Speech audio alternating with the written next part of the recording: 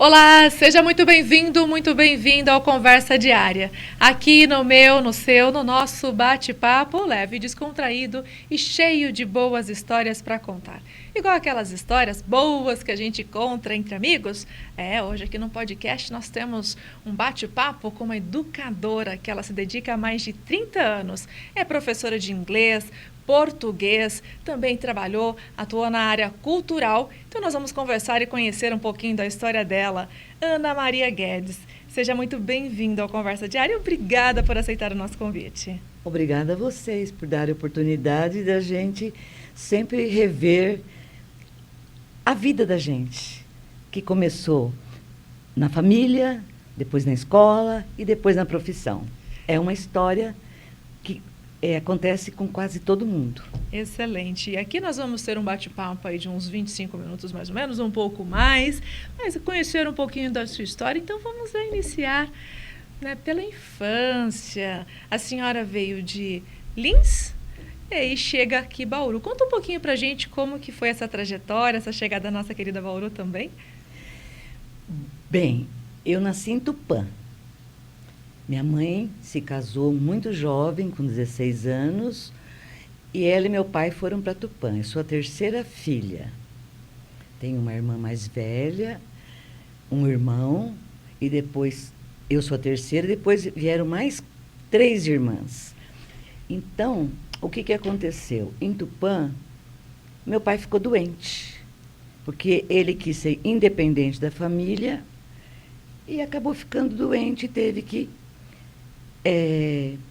parar as atividades. E fomos para Lins. Primeiramente, para Guarapuã, a terra da minha mãe, e depois, quando meu pai sarou, Lins, que é a terra dos meus avós paternos. Meu avô tinha um armazém lá. Joaquim Teixeira de Carvalho, meu avô. Bom, o que aconteceu? Meu pai já estava com 3 filhos. Concurso público naquela época, era o que mais as pessoas almejavam na vida, para ter segurança. Ele fez um concurso para entrar na Noroeste do Brasil. Ele passou. Em 53, nós já estávamos aqui em Bauru. Então, foi um começo de vida com bastante segurança para a família. Ele com emprego já, vamos dizer assim, por meio de concurso. Uhum. Minha mãe sempre foi costureira. Ela trabalhou um pouco também na Noroeste, mas a vida dela mais foi ser costureira ali no início, no comecinho da Vila Falcão. Ali foi a nossa vida, a infância, até o casamento. Muito bom. E que Bauru significa para a senhora? Significa tudo. É a vida dos meus pais, do início da vida deles. Foi aqui que ele se estabeleceu, aqui que minha mãe teve mais 3 filhos e nós fomos criados ali, ao lado, pertinho da igreja São Benedito, meus pais muito religiosos, muito mesmo.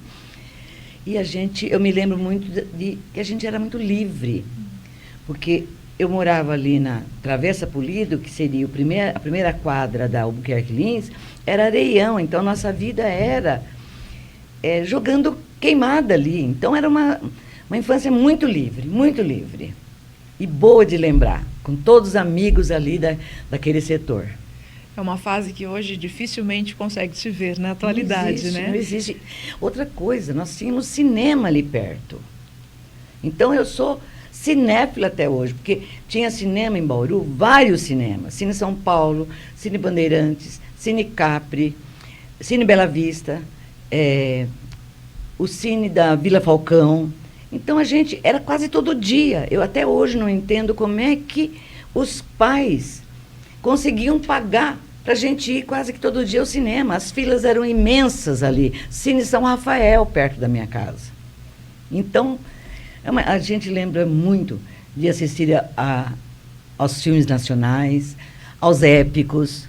Era a vida da gente. Muita cultura também. Muita, desde criança. Agora, E outra, era a convivência também com as pessoas no espaço de cultura. Hoje não, cada um está no seu cantinho vendo pela TV. Dificilmente, eu só vou a cinema aqui em Bauru quando é lançamento. Que aí eu fico curiosa e não tenho paciência de esperar. Mas naquela época era pertinho de casa. E na cidade, no centro, na Bela Vista, nos bairros. Muito bom, Foi Ana bom Maria. lembrar. Uma fase boa. Boa. E aqui também a senhora constituiu família. Mais de Sim. 50 anos de casada. Conta um pouquinho pra gente também, com uma filha, com os filhos. Eu comecei a estudar, o primário eu fiz no Luiz Castanho de Almeida. Luiz Castanho de Almeida. Não existia ainda o Luiz Castanho de Almeida ali próximo a IT, não existia. Era um barracão ao lado da Igreja São Benedito, na Rua dos Andrades. Era um barracão. Comecei ali. No terceiro ano do grupo, eu me lembro do nome de todas as professoras. De todas. Dona Nelly, Dona Hilda, Dona Antônia Sampaio e Dona Maria Maluf, primário. Só que no terceiro ano, no meio do ano, a minha turminha inaugurou Luiz Castanho de Almeida, lá da rua Campos Sales. Então, ali eu fiz o primário. A partir dali, que foi uma educação muito boa, mas muito boa, me lembro o nome dos diretores, seu Nascimento, seu Suzano. Aí eu fui para o Colégio São José. E a senhora sempre gostou de estudar. Muito. Tanto é que acabou se tornando educadora. Com né? certeza. Aí eu fiz o ginásio no São José. E eu queria também registrar um fato que determinou a minha profissão. Que te inspirou? Que me inspirou. Eu comecei em 60, na década de 60, no ano 60, primeira série do ginásio, a gente falava. 60, 61, 62, 63, latim era obrigatório. E eu estudei. E eu tive um professor chamado Gino Cres, que ele foi meu inspirador. Muita gente achava difícil, mas eu gostei. Eu gostei, entendi vamos dizer assim, os casos, nominativo, genitivo, dativo, acusativo, ablativo. Para mim aquilo ali era muito claro. Muita gente achava muito difícil.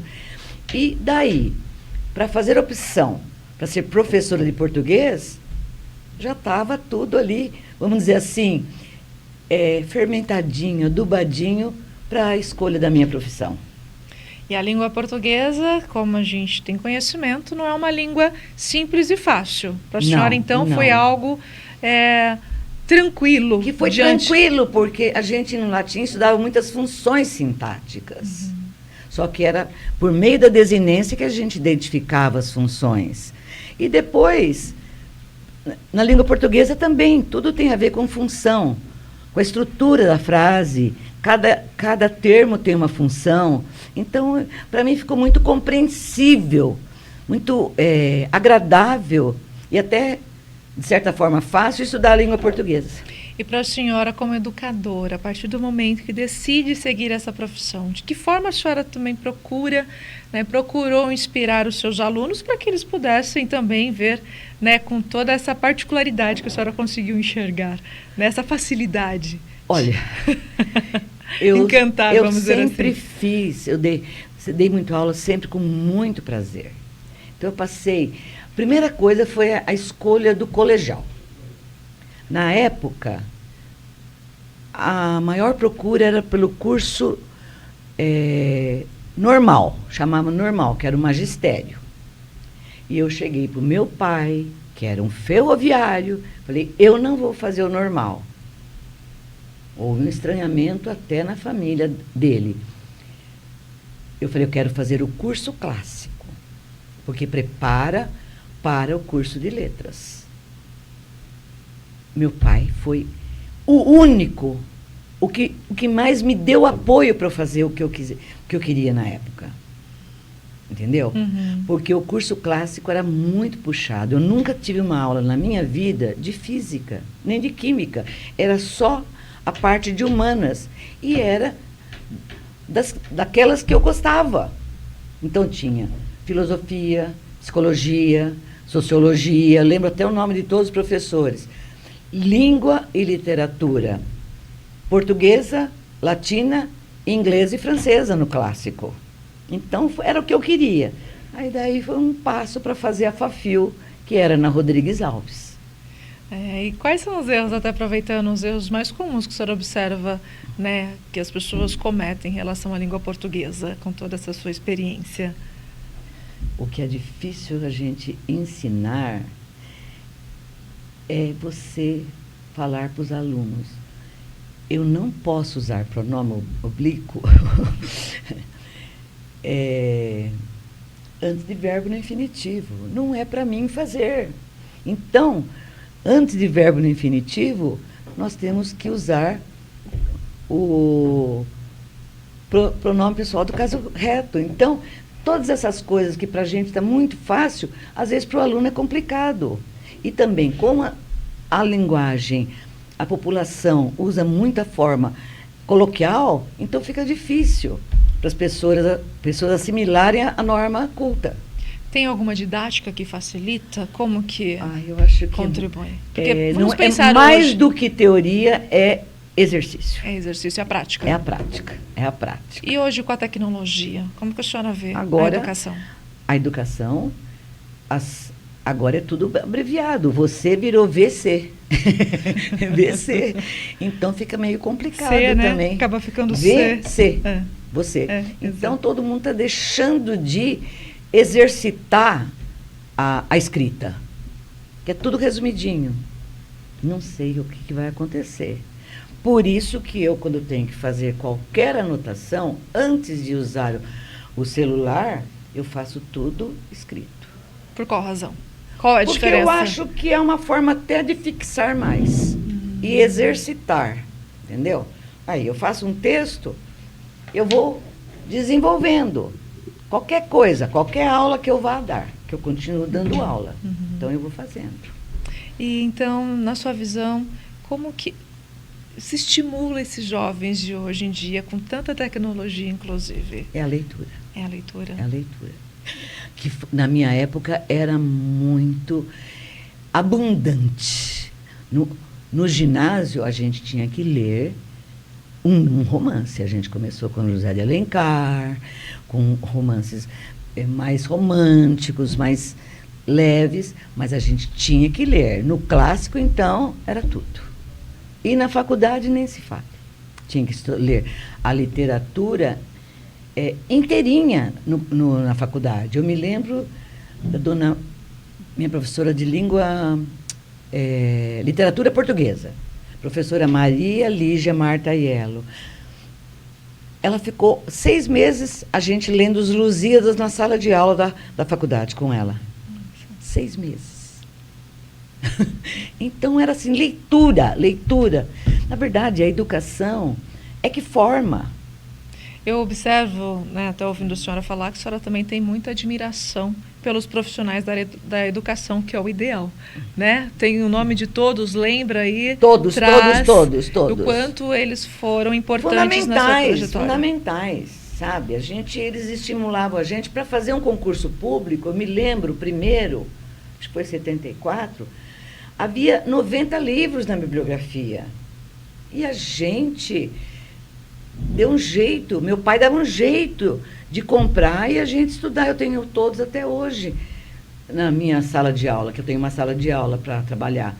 Então, estilística, literatura, tudo está ali. Os livros estão desde a década de 70 ali, que a gente teve que estudar. E depois também a gente fez cursos, que era no Prevê, aos sábados vinham professores de fora para preparar a gente. Tinha a professora Nelise Salzedas, que chamava colegas dela da USP e da própria Unesp para formar a gente, para preparar para concurso público.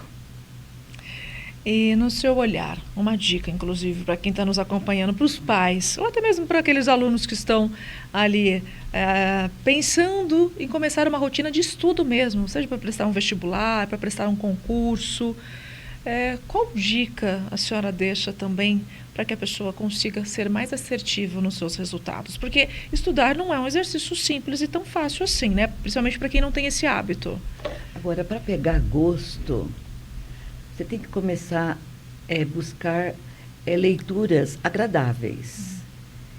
Eu me lembro de a gente até começar a praticar leituras com as revistas em quadrinhos, entendeu? Aquelas bem Luluzinha, Riquinho. Então, a gente já tinha o gosto pela leitura com essas revistinhas. Então, quando houve o ginásio, que tinha que ler um livro, vamos dizer assim, não por semana, por mês, isso não causou nenhum impacto para a gente, porque a gente já tinha esse treinamento de leitura. Hoje, não. O celular está impedindo. E até aproveitando agora, indo para a língua inglesa, né, também, a senhora também tem essa experiência, já lecionou nessa área. Gostaria que a senhora comentasse a respeito também da importância dessa língua, que ela acaba sendo, né, uma língua aí, na verdade, mundial, né? Mundial.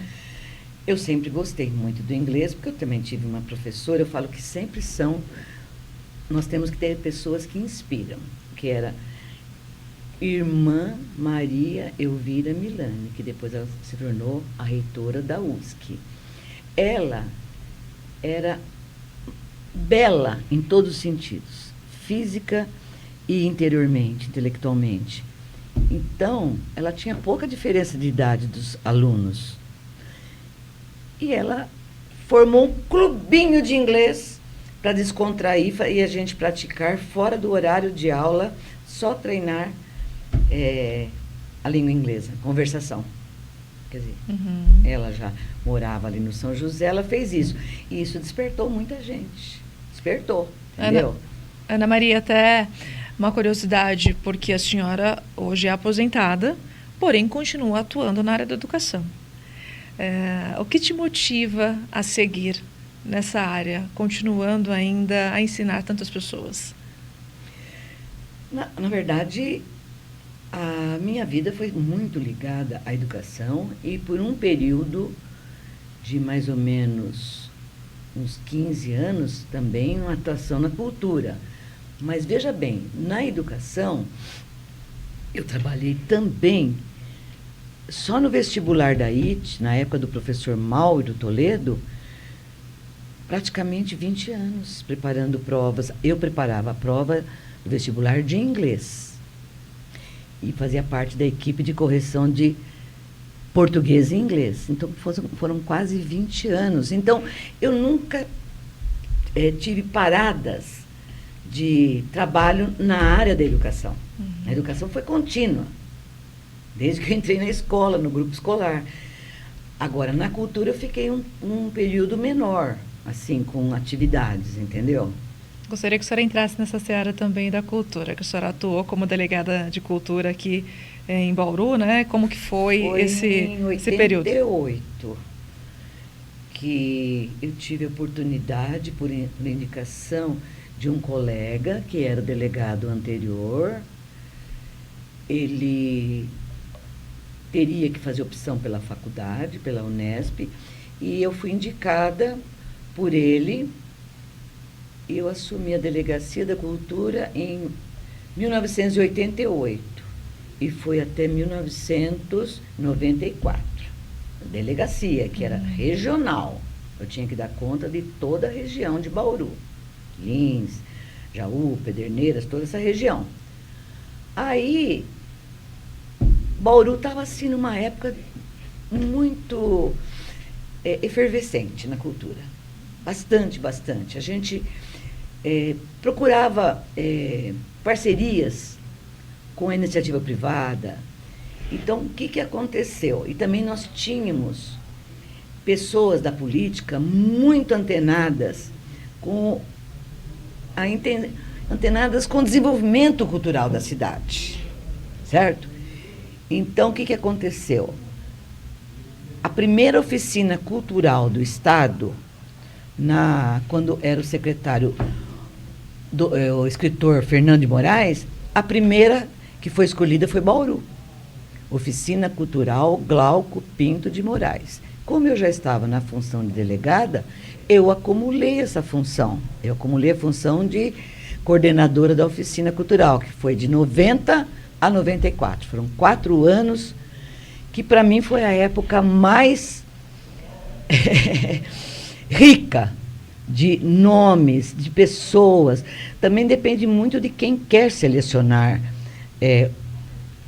os talentos que vêm a Bauru. Quais talentos conseguiram trazer para cá? Emocionante. Quais conquistas? Emocionante foi, eu e o Geraldo Bergamo trabalhamos muito nessa época, porque ele era o secretário da Cultura de Bauru e depois eu assumi como adjunta, depois que, em 94. A gente conseguiu tudo para cá, mas antes no período da Oficina Cultural, eu vou lembrar aqui, Johnny Alf. Tinha um bar aqui em Bauru, na esquina, acho que da 13 com a 7, que era o Caleche, por ali. E ele deu um show que lotou o Teatro da USC, que foi a coisa mais linda do mundo. Depois eu tinha que levar para tomar uma refeição. Aí nós fomos no Caleche. Quando ele entra, o pianista estava tocando Eu e a Brisa. Você não pode imaginar a emoção dele. A emoção. Foi demais. Quem mais que veio várias vezes a Bauru, inclusive na Praça Rui Barbosa, eram os trovadores urbanos. Grandes nomes. Grandes nomes. Uhum. A Laíde Costa deu um show de emocionar o público todo. A Claudete Soares, todos da Bossa Nova, que estavam assim, que tinham nomes, mas estavam sendo pouco lembrados por causa da inserção de outros tipos de música, outros, vamos dizer assim, funk. Então, eles estavam meio esquecidos. E eu, como sou dessa época, eu falo que uma das coisas de que eu me orgulho muito é ter comprado na Casa Ribeiro, com o Silvio, o LP Chega de Saudade, que eu tenho esse LP até hoje, que é de 59. A senhora fala o Silvio do quê? O Silvio, que era ali sobrinho da dona da discoteca de Bauru. Entendeu? Então, a vida da gente era ir às discotecas, comprar discos, era tudo bolacha, e a gente curtia muito música, e a música dessa época. João Gilberto, esse disco que eu tenho é João Gilberto. Então foram muitas aquisições que, para mim, eu falo, isso aqui é para herança, para meus filhos, para quem quiser. Muito bom. Cultura, educação, sempre fazendo muito parte da sua vida. Ai, não fez. E a senhora também contribuindo com a nossa Tentando. população. Olha, quem mais que veio também? O Tom Zé eu trouxe a Bauru 4 vezes. Um ícone também. Maravilhoso, maravilhoso. Eu me lembro que uma das oficinas que ele veio para dar foi no dia 1º de maio. Isso aqui não está marcado, não, está aqui, ó. De 94, eu acho que foi. O dia que o Ayrton Senna morreu. E ele ia fazer um show com a banda que veio junto no Vitória Regia. Aí ficou aquele impasse. No horário de almoço, a notícia da morte do Senna, e ele chegou para mim, ele falou, o que nós vamos fazer? Eu falei, nós vamos fazer o show. E quem vai fazer uma homenagem, fazer a abertura é você. Foi maravilhoso. Lotou o Vitória Regia. E ele fez a abertura do show, maravilhoso, fazendo uma homenagem para o Senna. Eu vou pedir para a senhora também comentar como que a senhora vê, então, a cultura hoje na nossa cidade, inclusive a questão da educação também, trazer um pouco mais de detalhes, mas antes nós vamos precisar para ir para um rápido intervalo, mas a gente volta já, tá bom? Legal, tá bom. A gente vai para um rápido intervalo então, mas voltamos já, você não saia daí. Até mais.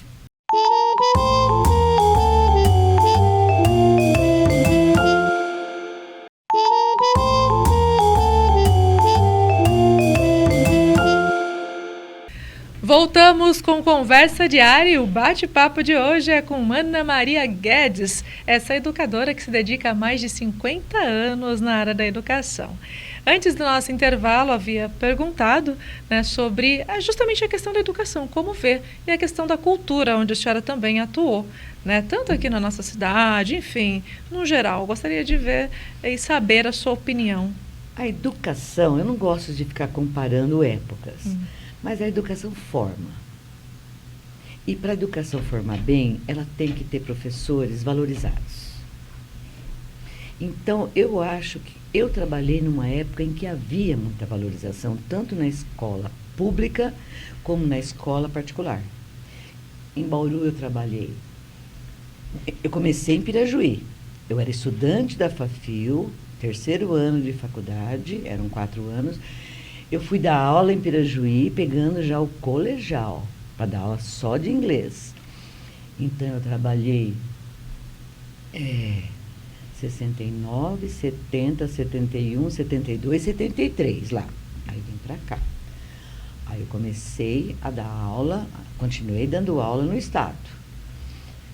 E logo no início de 80, eu comecei a trabalhar também, dar aula concomitantemente no Colégio São José para o curso colegial. Foram 14 anos, só no São José. Então eu fui trabalhando em várias escolas. E isso eu acho que em todas essas a gente tinha muita. Havia muito respeito pelo professor. Muito respeito. A senhora tocou num assunto muito importante, falta-se hoje, se for analisar, né? O professor, essa questão do respeito, como a senhora trouxe aqui, de enaltecer os seus próprios professores também. Nossa, mas era em Pirajuí, o diretor era o seu Lazinho, Lázaro Penteado Fagundes. Era um respeito ao professor, era admiração. Admiração, né? Sabe? No Alfredo Pujol. E depois também, no São José, a gente tinha liberdade para trabalhar e com respeito. Eu já era ex-aluna da escola, mas esse respeito era com todos os professores. E também eu acho que a minha geração e os professores com quem eu trabalhei tiveram assim uma educação muito boa, não só por causa da escola, mas por opção própria de de estudar bastante, de estudar, entendeu? É notório ver a sua paixão pela educação, pela cultura. Tanto que eu continuo até hoje dando aula, dando aula para concurso público, dando aula para em empresas, já dei para muitas empresas, para funcionários, e também corrigindo teses de mestrado, TCCs, doutorado, isso eu faço bastante, até hoje. E quando a senhora não está, no caso, dando aula ou fazendo essas correções, entre outras questões da área da educação, o que a senhora costuma fazer como hobby? E fale um pouquinho sobre família também, né? No começo ali eu falei sobre o casamento, mais de 50 anos juntos, que é uma vida inteira. Eu comecei Quanto segredo em pra gente? 63, namorei 9 anos e meio, depois me casei em 72 e 72, julho de 72. São 53 anos já. Eu acho que a minha família foi muito... Na verdade, é a coisa mais importante da vida da gente, né? São os pais, os irmãos e os filhos, nem se fale. Tenho 3 filhos. O nome deles? A Daniela, que ela se notabilizou por ser a mãe do Super Chico, minha querida primogênita. Meu filho, Gustavo, que adora também as artes, a cultura. E a minha caçulinha, que se tornou um pouco baiana. Ela está morando em Ilhéus faz muitos anos. Ela é dentista e muito realizada. Muito, muito, muito. Então, a caçulinha seguiu a profissão do pai? Do pai. O pai foi a inspiração dela. O pai foi a inspiração. E ela é uma menina de um dinamita, da aula em faculdade, tem a clínica com um grupo de pessoas e é de uma dedicação fantástica. A Dani é uma advogada também que ama o que faz. Então, cada um está seguindo a sua vida. Nos bastidores, perguntei para a senhora qual que é o segredo para ficar tanto tempo assim, né? Ainda mais na atualidade, casados e com uma família, como a senhora traz aqui para nós. A senhora mencionou que é cada um fazer o que gosta. Cada um tem que fazer o que gosta. Eu gosto muito de trabalhar na educação. Eu adoro, eu vejo um filme por dia. Não canso. Porque a minha geração, cinema era todo dia.